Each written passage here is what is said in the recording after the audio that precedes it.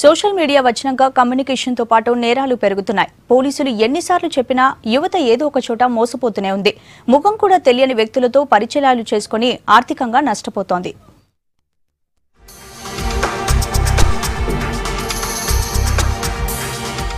విశాఖపట్నంలో మళ్లోపారి సోషల్ మీడియాతో మోసపోయిన సంఘటన బయటపడింది.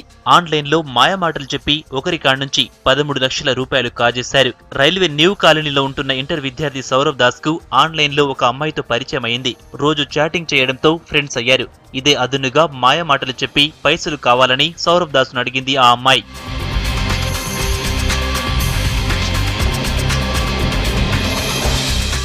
అమ్మాయి మాయమాటలకు మోసపోయిన సౌరవ్ దాస్ తన తండ్రి ఖాతా నుంచి ఆన్లైన్లో 34 సార్లు డబ్బులు ట్రాన్స్ఫర్ చేశాడు. మొత్తం 13,29,000 రూపాయలు ట్రాన్స్ఫర్ చేశాడు.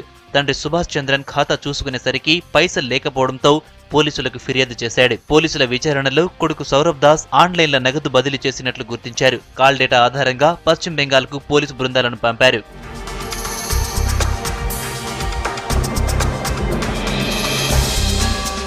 ఇసొంటి సంఘటనలు చాలా జరుగుతున్నా పరువు పోతుందనే భయంతోనే చాలా మంది బయటికి రావడం లేదంటున్నారు జనం. పిల్లల సోషల్ మీడియా యాక్టివిటీస్ మీద తల్లిదండ్రులు నజర్ పెట్టాలంటున్నారు. పిల్లలను గారాబం చేసి అతిగా నమ్మకం పెట్టుకోవద్దంటున్నారు. ఫేస్బుక్ అనేవి చాలా ప్రమాదకరంగా తయారయ్యాయి. అందరి విషయంలో కూడా చిన్న పిల్లల నుంచి ముసలి వాళ్ళ వరకు కూడా ఎక్కువ సమయాన్ని ఫేస్బుక్ వాట్సాప్లతో గడుపుతూ ఉన్నారు. చాలా ప్రమాదకారిగా ఈ మధ్యకాలంలో తయారైంది.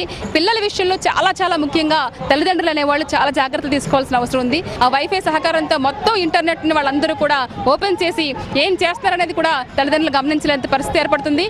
ఆ వాట్సాప్లో ఎవరెవరితో చాట్ చేస్తున్నారు, ఫేస్బుక్లో ఎవరెవరితో చాట్ చేస్తున్నారు, ఎన్ని అకౌంట్స్ ఫ్రెండ్షిప్ ఉన్నది, ఎవరెవరు ఉన్నారు అనేది ఎప్పటికప్పుడు చెక్ చేస్తూ ఉండాలి. అట్లాగే అనుమానించినట్టుగా కాకుండా వాళ్ళతో ఫ్రెండ్లీగా ఉంటూ మనం ఎంత ఓపెన్గా ఉంటామో అంత ఓపెన్గా వాళ్ళని ఉండమంటూ ఫ్రెండ్లీగా వ్యవహరిస్తే తప్ప ఖచ్చితంగా ఇలాంటి వాటికి వెనక తీయలేము. యువత పెడదార పడతా ఉన్నారు.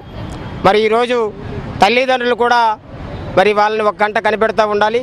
ఈరోజు ఫేస్బుక్లో వాట్సాప్లో చాటింగ్ చేస్తూ అవే పరిచయాలు ప్రేమగా మారి ఈరోజు అవి చాలా ఇబ్బంది పెడతా ఉన్నాయి. మరి అటువంటి పరిస్థితిలో ఈరోజు తల్లిదండ్రులు కూడా నా కొడుకు లేకపోతే నా కూతురు కాలేజీకి వెళ్తూ ఉన్నారు, వస్తూ ఉన్నారని గొప్పలు తప్పితే వాళ్ళు ఏమవుతా ఉన్నారు, వాళ్ళు మార్గ మధ్యలో ఎటుపైన వస్తూ ఉన్నారు అని చెప్పి వాళ్ళ మీద కాన్సన్ట్రేషన్ అనేది లేదు. సోషల్ మీడియాతో జాగ్రత్తగా ఉండాలంటున్నారు ఎక్స్పర్ట్స్. ఆన్లైన్ల పరిచయాలతో మోసపోవద్దంటున్నారు.